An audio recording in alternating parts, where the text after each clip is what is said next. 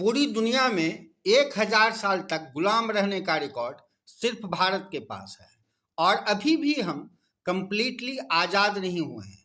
जानते हो उसका क्या कारण है? मैं कुछ बताता हूँ। ये है शिखर गुटखा पान मसाला। इसकी कीमत है 10 रुपये 5 ग्राम का, मतलब ये 2000 रुपये किलो है। और ये है रजनीगंधा विद तुलसी, जिसकी कीमत है 25 रुपये 5 ग्राम का, मतलब ये 5000 रुपये किलो है, जिसको लोग मुंह में कुछ देर रखने के बाद थूक देते हैं। और जो लोग शिखर खाते हैं वो कम से कम 7-8 शिखर रोज खा के थूक देते हैं। और जो लोग रजनीगंधा खाते हैं वो भी 7 से 8 रजनीगंधा थूक देते हैं। और इसकी कीमत तकरीबन 100 से 250 रुपये पड़ती है पर डे की।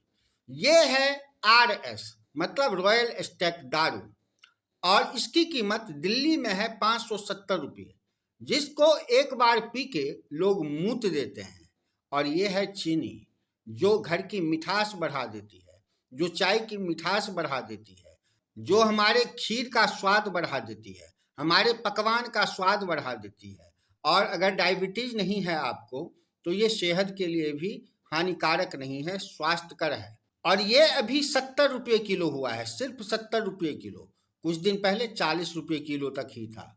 लेकिन इतना आर रोना रो रहे हैं अपोजिशन पार्टी वाले, और लोग इतना वीडियो बना रहे हैं कि भाई साहब ऐसा लगा है कि दुनिया की सबसे ज्यादा महंगाई वो चीनी पे ही आ गई है। दिल्ली में, सिर्फ दिल्ली में जो लड़का 18 प्लस का है उस पे एवरेज 20,000 रुपये, जी हाँ ठीक से सुनिए, 20,000 रुपये पर मंथ का दारू का खर्चा है, दारू का।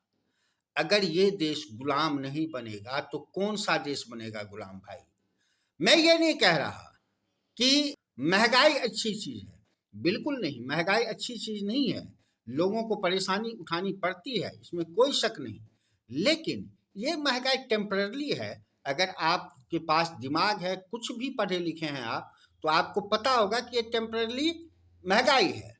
जैसे कि वाजपेयी साहब के गवर्नमेंट में प्याज महंगा हो गया था, और उस प्याज की वजह से वाजपेयी साहब जैसी गवर्नमेंट दोबारा नहीं आ पाई थी।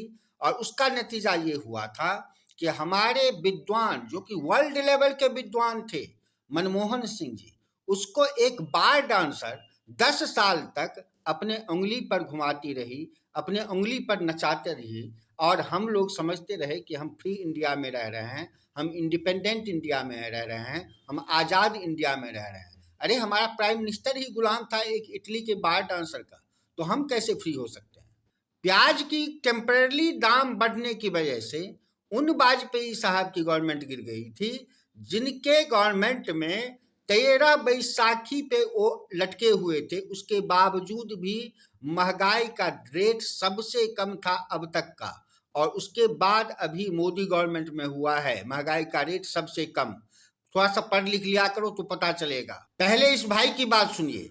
दारू के ठेके पे गरीबी नहीं ना, बाकी सब जगह गरीबी है। अरे वाह, ये देखिए, मतलब दारू के ठेका पर गरीबी खत्म। गरीबी नहीं है। 150 की दाल नहीं खरीद पा रहे हैं भोसड़ी के, और दारू खरीद रहे हैं 200 रुपए की। उत्तर प्रदेश में हाँ। जी हाँ, इसने ठीक कहा है। और ये लोग वही हैं जो इसका यूज करते हैं, जो अपने आप को गरीब कहते हैं। 70% गरीब लोग इसका यूज करते हैं, और शायद इसलिए वो गरीब हैं, क्योंकि 7 पंचे 35, एक 4 मेंबर के फैमिली में अगर 5 किलो चीनी आ जाए तो पूरे महीने का खर्चा निकल जाएगा। मतलब 350 रुपये में पूरे फैमिली के चीनी का खर्चा पूरे महीने का निकल जाएगा। लेकिन 570 रुपये का बोतल रात में पियो और सुबह मूत दो, इस कंडीशन के लिए ये लोग 570 रुपये खर्च करने के लिए तैयार हैं।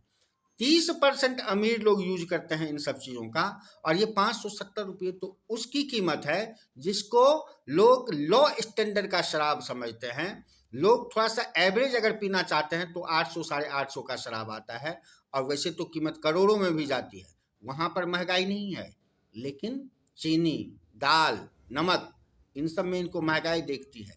फिर से गुलाम बनोगे, फिर से गुलाम बनोगे। लेकिन प्लस पॉइंट ये है कि बहुत सारे भक्त जो है ना, अंधभक्त, वो भी वीडियो बनाते हैं, लेकिन वो सिर्फ फन के लिए बनाते हैं। उनको पता है कि आएगा तो मोदी ही और हम वोट देंगे सिर्फ मोदी को ही। बात तो सही है।